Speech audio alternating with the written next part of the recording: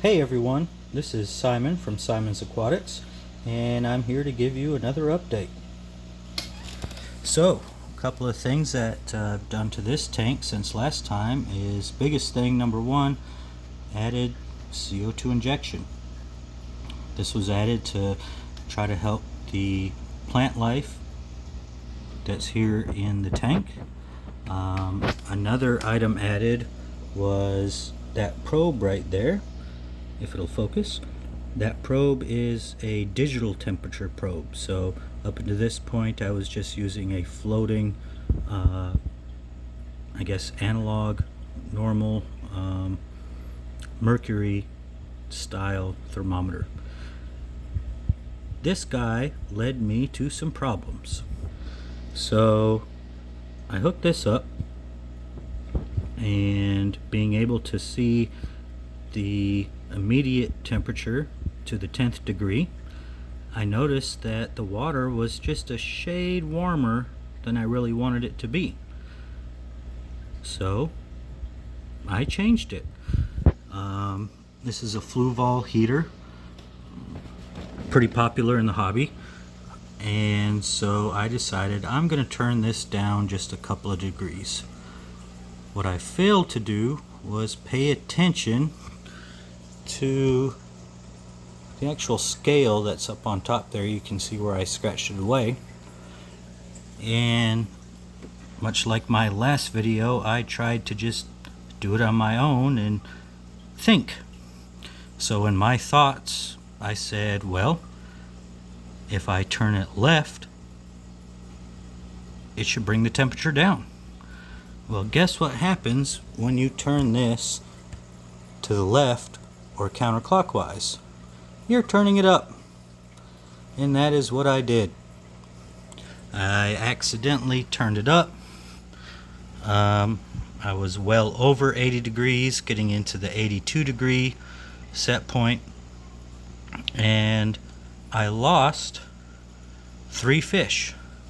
So one was an adult molly, one was an adult platy, and one was one of the coolie loaches.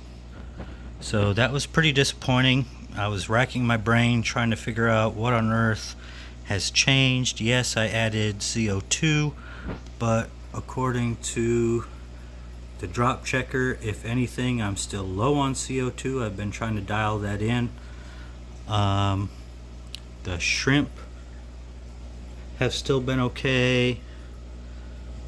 My autos have been okay.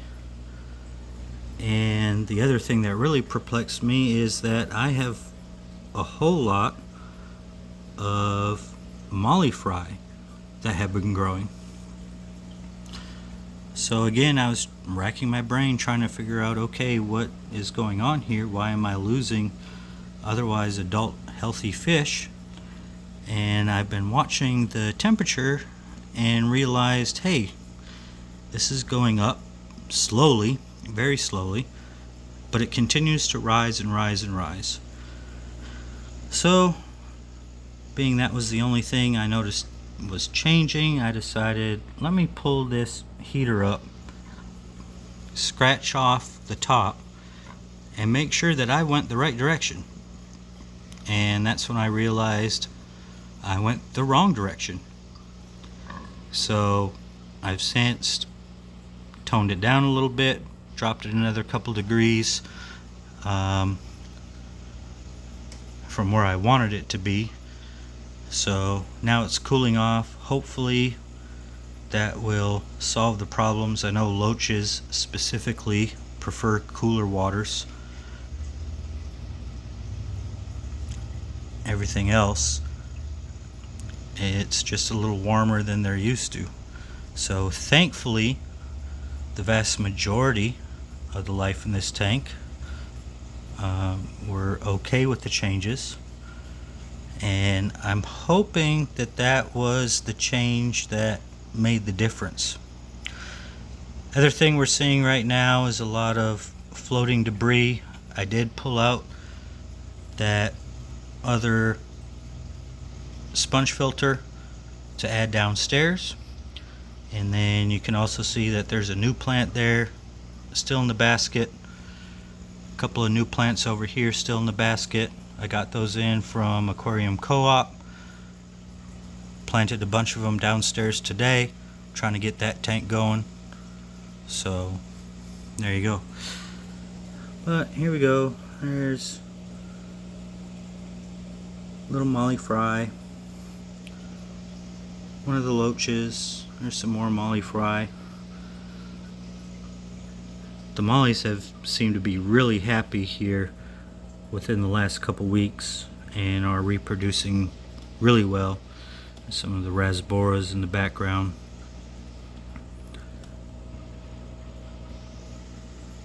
Started propagating this pogostamen, trying to get it to spread around a little more, grow up. Some of the dwarf grass hasn't been doing really great.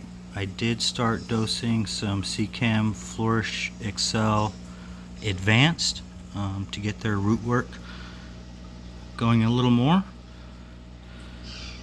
But yeah, some changes in the tank. Biggest thing, this CO2 add-on, trying to get the plants to take on more nutrients. Been playing with the light settings a little bit to get more towards 8 hours a day, so we're not overdosing light. Overdosing light does create algae. I've been watching a lot of English videos. Algae is what we know it as. That's a red temple.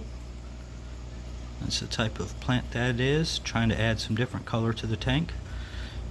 You can see plenty of green algae in the back that I need to scrape off.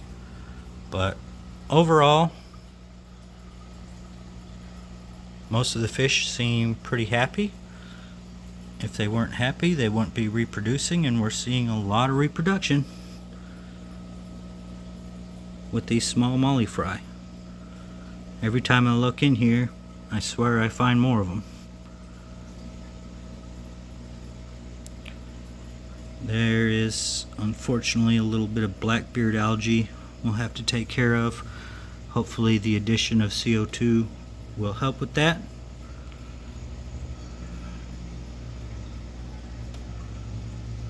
There's one of the autos faithfully eating away at algae. So there you go. There's our update for the week. And watch my channel shortly, as I will be putting in a video for how the small 10-gallon tank downstairs is doing. Thanks everyone for joining.